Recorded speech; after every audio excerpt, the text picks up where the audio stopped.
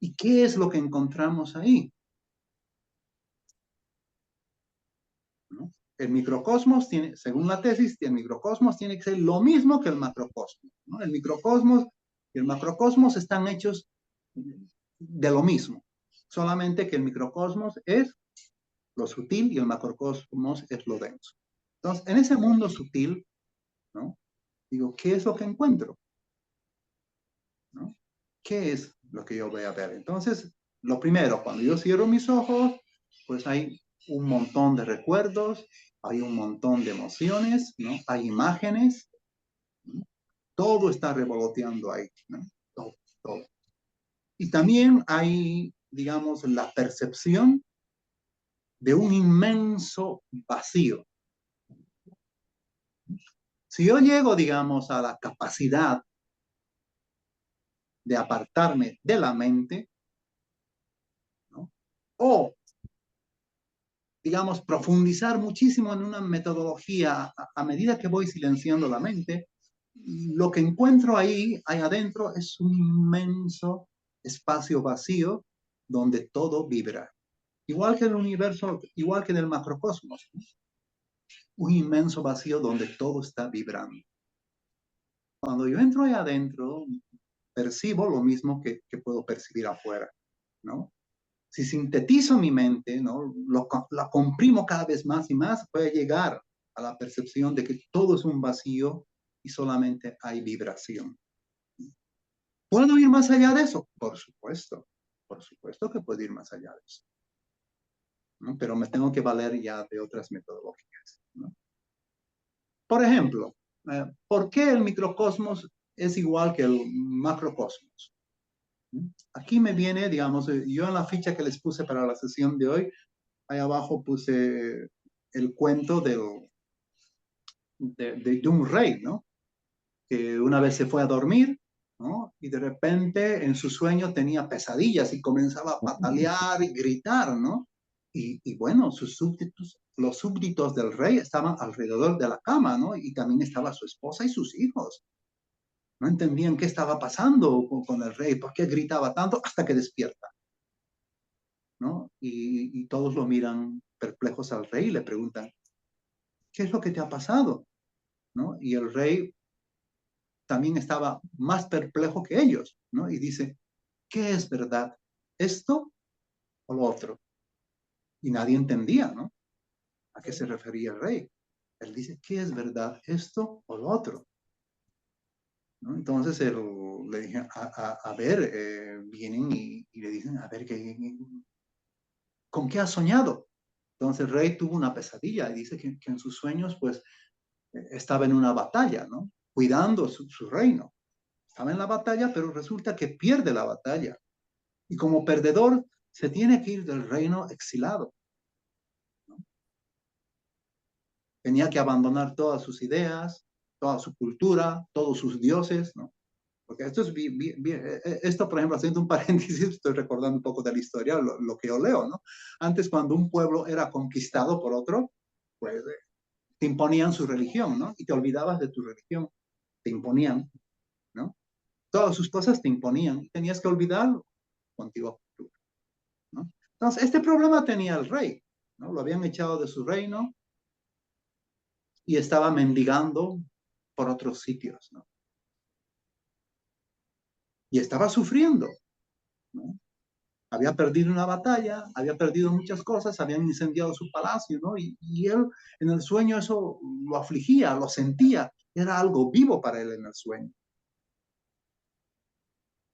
Y bueno, y sigue el sueño, pues en el sueño el rey comienza a tener hambre, porque estaba vagando, ¿no? Y de repente en el sueño llega un pueblo. Y en este pueblo estaban repartiendo comida gratis para la gente necesitada. Entonces, como el rey pues moría de hambre, ¿no? Entonces recoge una hoja del suelo y se pone en la fila, ¿no? Y la pena es que cuando justo llega donde la persona que estaba repartiendo comida, solamente ya le había quedado arroz, ¿no? Y arroz bien pegado en la olla, ¿no? Y el rey dice, por favor, me estoy muriendo de hambre, ¿no? Entonces le dice, oiga, señor, le dice, no, mire, lo único que queda es arroz quemado, ¿no? por favor, necesito eso porque me estoy muriendo de hambre. Entonces la persona que ya pues comprende la situación del rey, entonces comienza a raspar la olla y le pone 2 puñados de arroz quemado en la hoja que lleva en las manos el rey para comer. El rey estaba agradecido por tener para comer ese arroz quemado. Pero de repente, por mala suerte, en ese momento aparece un cuervo y le arrebata toda su comida, ¿no? Entonces el rey desesperado comienza a gritar y gritar y gritar, ¿no? Hasta que por fin despierta. Entonces esa era su confusión, ¿no? ¿Qué es real? Dice, ¿esto o aquello? ¿No? O sea, el sueño, ¿no? ¿Qué es lo real? ¿Por qué hace esa pregunta? Porque en el sueño ocurre lo mismo, ¿no? Tú comienzas a sufrir, comienzas a llorar, comienzas a gritar. ¿No? Lo mismo, digamos, que tienes en la experiencia de vigilia. Entonces su pregunta es, ¿qué es real? ¿Qué es real? Bueno, según la filosofía Samkhya, claro, el mundo de los sueños, el mundo sutil, está hecho de los mismos elementos que la materia, pero en su forma sutil, ¿no? No en su forma grosera. Esto es un poquito largo explicar, ¿no? Ya más o menos yo les había dicho, ¿no? Que, por ejemplo, la parte sutil por ejemplo, de una flor, ¿no? Lo sutil sería su perfume, ¿no? Ese perfume, digamos, en este conocimiento se llama tanmatra, ¿no? El perfume. O bien podría ser, viendo otro ejemplo de los sentidos también, la luz, ¿no? La luz es el tanmatra, ¿no? Y el color, digamos, es lo que se manifiesta en la materia. Tengo un delicioso plato, bueno, una fruta para comer, ¿no? El tanmatra de esa fruta sería el olor,